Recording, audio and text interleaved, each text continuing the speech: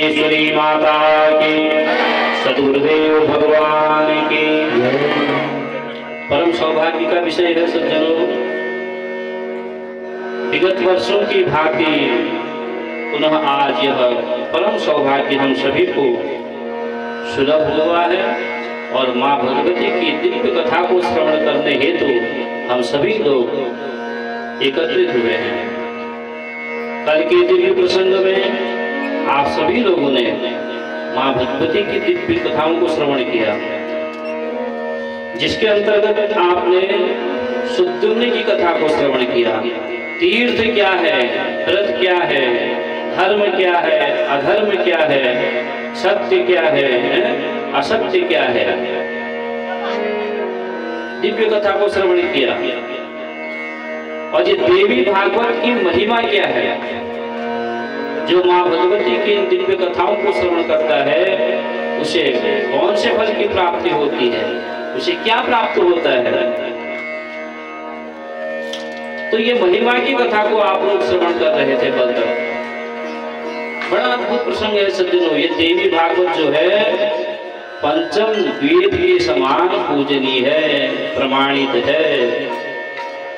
जो माँ भगवती के दिव्य कथाओं के, माँ भगवती के दिव्य चरणों का जो आश्रय लेता है, दिव्य कथाओं को जो श्रवण करता है, वह समस्त कार्यों में सिद्धि को प्राप्त करता है। देवी भागवत की महिमा में, महात्म्य में लिखा हुआ है, अपुत्रो लभते पुत्रम दरिद्रो धनवान भवेत्, रोगी रोगा प्रमुच्येत, श्रुत्वा भागवतामृतम्।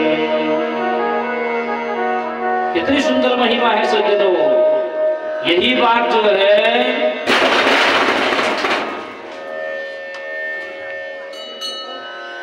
भगवत गीता में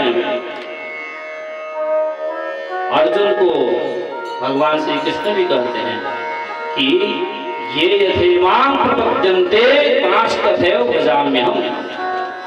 हे अर्जुन, जो मुझे जिस भाव से भजेगा वो मुझे उसी रूप में प्राप्त करेगा। तो वही बात, सबसे बड़ी चीज क्या है? श्रद्धा और विश्वास।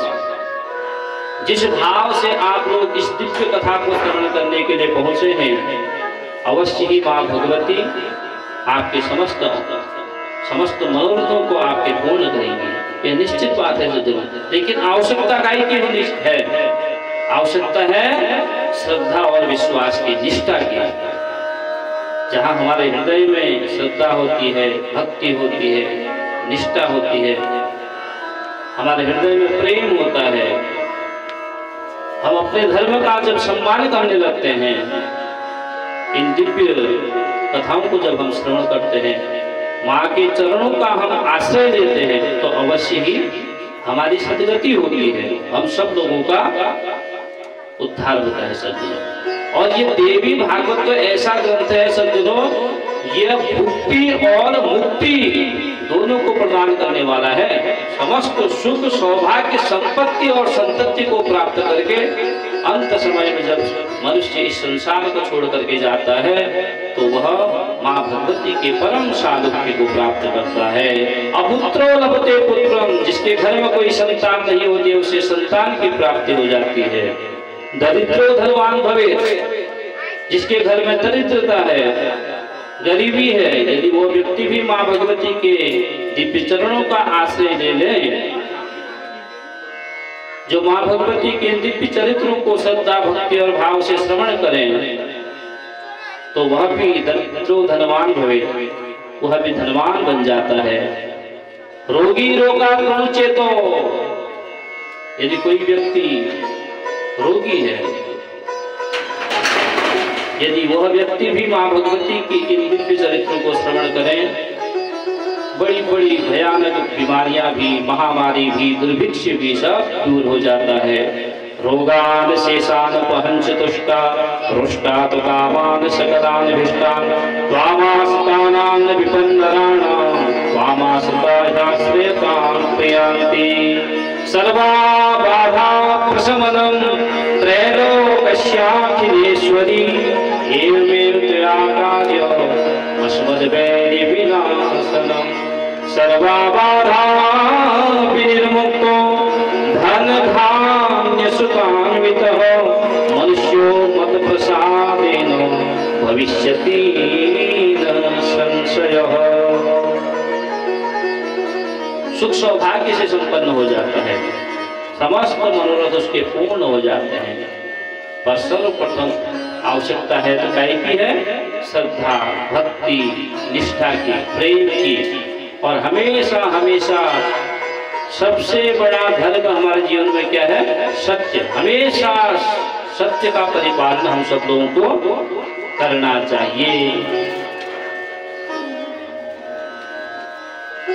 तुलसीदास जी भी रामायण में लिखते हैं, रामचरितमानस में लिखते हैं, धर्म न दूसर सत्य समाना, धर्म न दूसर सत्य समाना, आग बलिदान पुराण बखाना, आग बलिदान पुराण बखाना, धर्म न दूसर सत्य समाना, धर्म न दूसर सत्य समाना।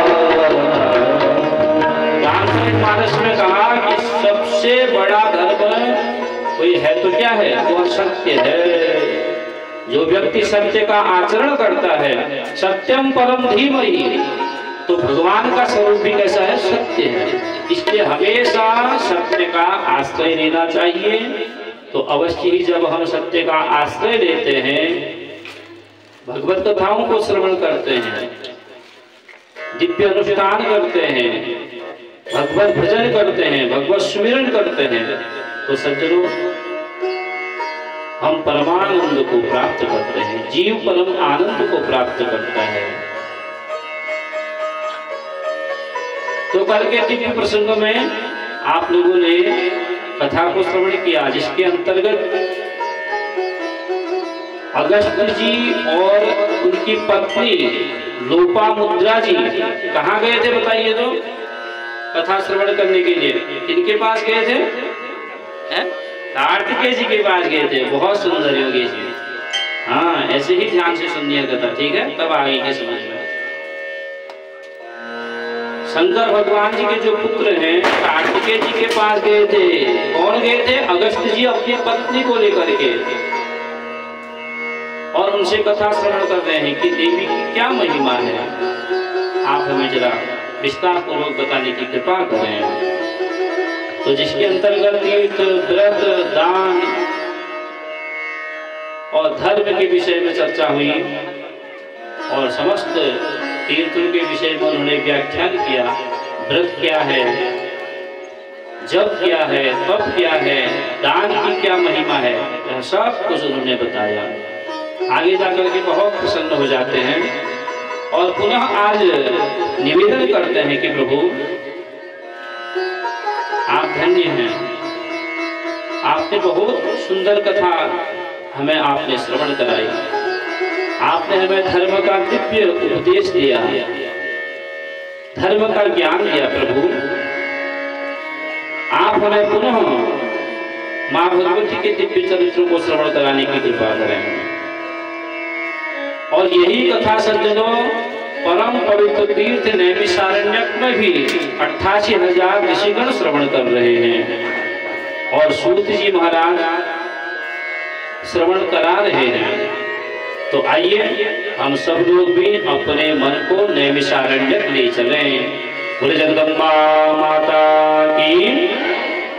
देवसेना पते देवो विचित्रेयं श्रुता कथा पुनरन्यच्च माहात्म्यं वद भागवतस्य मे।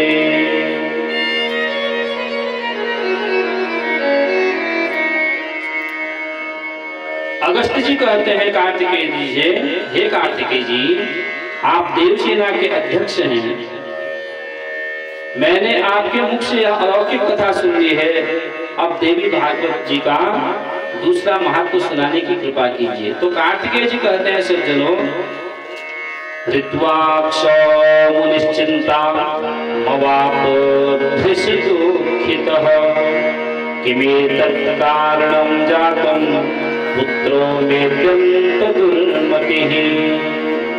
कार्तिकेय जी कहते हैं कि हे अगस्त्य जी, ऋत्वाक्ष मुनिश्चिंता मवाप दुःखितः, एक ऋत्वाक नाम के मुनि हुए, बड़े धर्मात्मा मुनि सज्जनों, जो हमेशा हमेशा माँ भगवती की आराधना करते हैं, खूब धर्म अनुष्ठान करते हैं,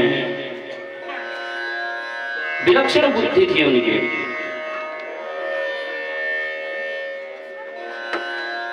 और बहुत आनंद में थे, परंतु उनके घर में एक पुत्र का जन्म हुआ और पुत्र का जातकर्म संस्कार उन्होंने संपन्न किया, पुत्र का नामकरण संस्कार उन्होंने संपन्न किया और आगे जाकर के यह पुत्र बढ़ने लगा। लेकिन जब इसका यज्ञोपवीत संस्कार ऋत्वाक मुनि करते हैं और इसे गायत्री प्रदान करते हैं, तो सज्जनों यह उस गायत्री मंत्र को भी ग्रहण नहीं कर पाया, अर्थात ये बालक बड़ा बुद्धिहीन प्रकार का है, कुछ भी यह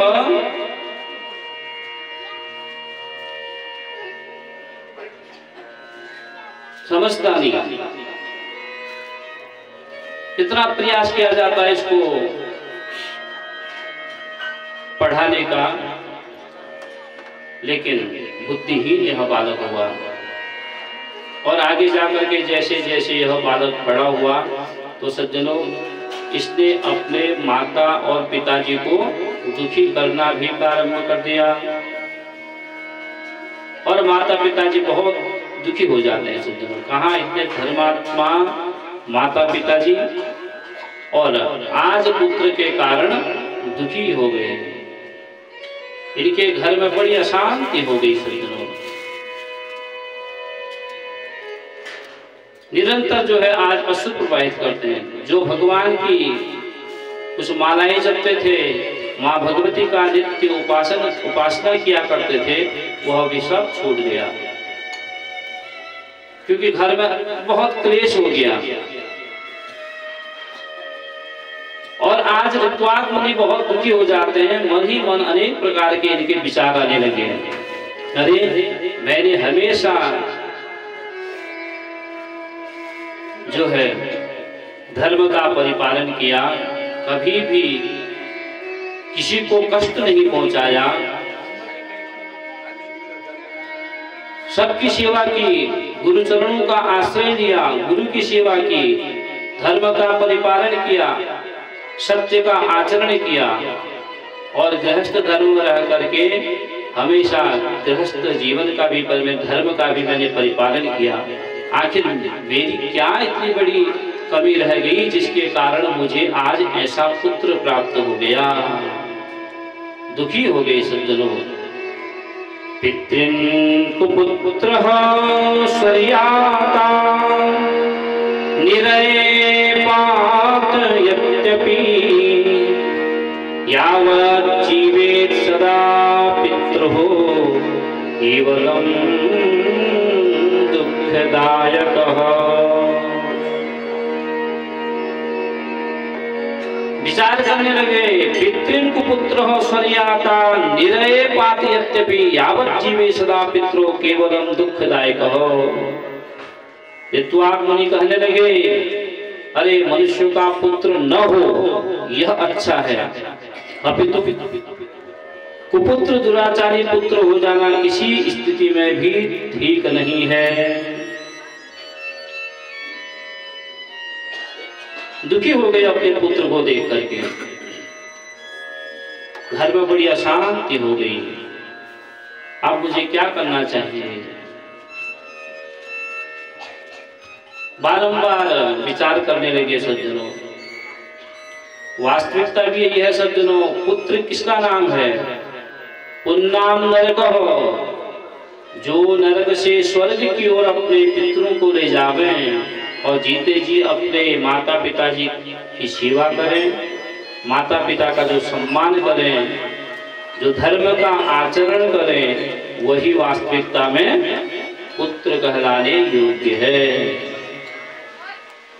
यदि पुत्र हो जाए घर में और पुत्र होने के बाद यदि पुत्र दुराचारी हो जाए,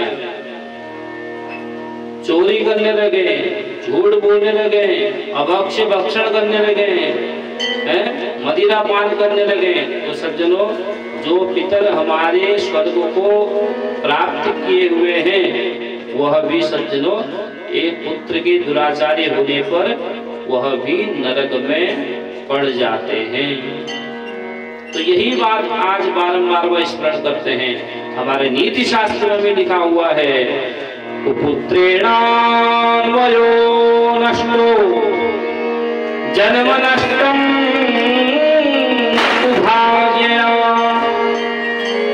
कुभोजनेन दिवसः कुपुत्रेण सुखं कुतः कुमित्रेण सुखं कुतः।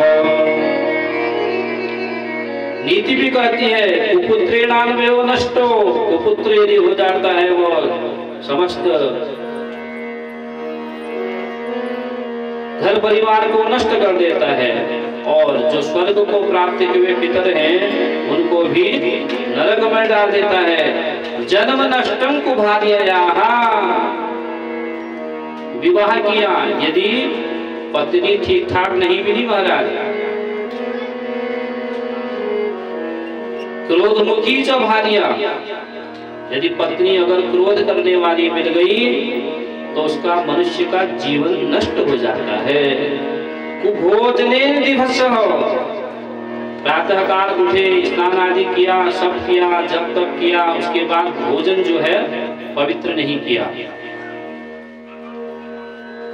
अपवित्र भोजन मिला, भोजन सही करने को नहीं मिला, तामसी भोजन करना पड़ रहा है,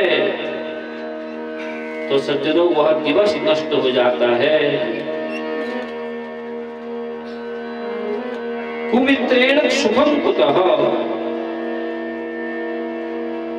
मित्रता बनाई, कन्या का विवाह किया और सोचा कि बहुत अच्छा होगा, या बहू जोड़ी, मित्रता बनाई और मित्र निकल गया बहुत खतरनाक, तो वह सुख शांति को भंग कर देता है। तो पुत्र कैसा हो, पुत्र कैसा होना चाहिए? पुत्र हो ध्रुव जैसा, पुत्र हो प्रहलाद जैसा, पुत्र हो भगवान राम जैसा। पुत्रवती जुबती जग सोई, पुत्रवती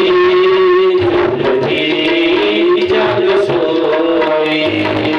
रघुवत भगत जासु सुत होई, रघुवत भगत जासु सुत होई। पुत्रवती जुबती जग सोई, पुत्रवती जुबती जग सोई। पुत्र हो प्रहलाद जैसा, पुत्र हो ध्रुव जैसा। लेकिन सज्जनों एक बात बताऊं, है माताओं, एक बात बताऊं आपको, पुत्र यदि हम अच्छा चाहते हैं ना, तो पुत्र अच्छा हमारे घर में कब जन्म लेगा? जब सज्जनों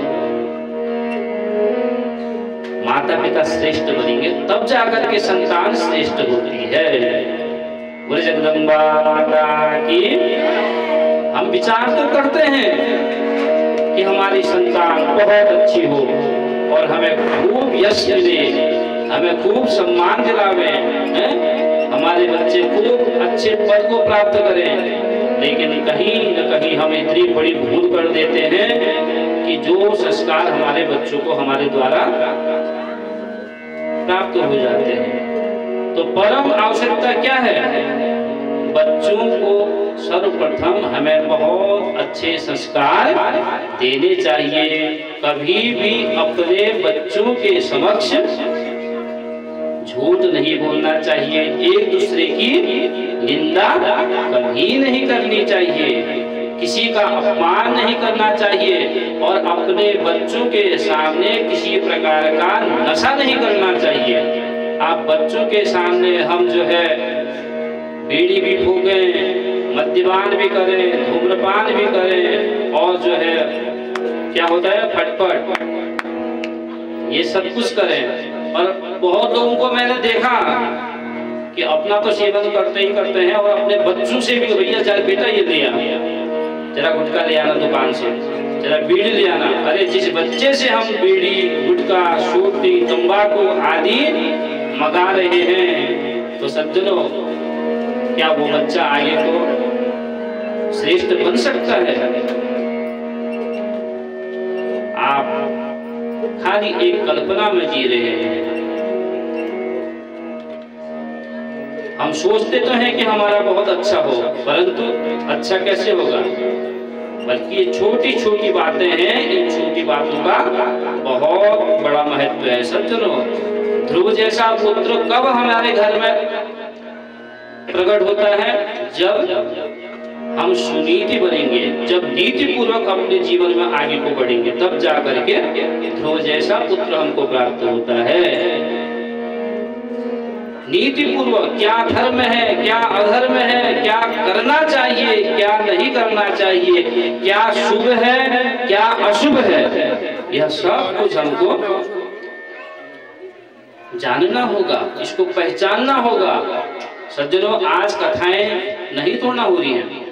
देखो पूरे भारतवर्ष में आप अभी टीवी खोलिए, एक से एक वक्ता जो है कथा वाचन कर रहे हैं, लेकिन जितना सुधार होना चाहिए था हमारे घर परिवार में उतना दिखता नहीं है।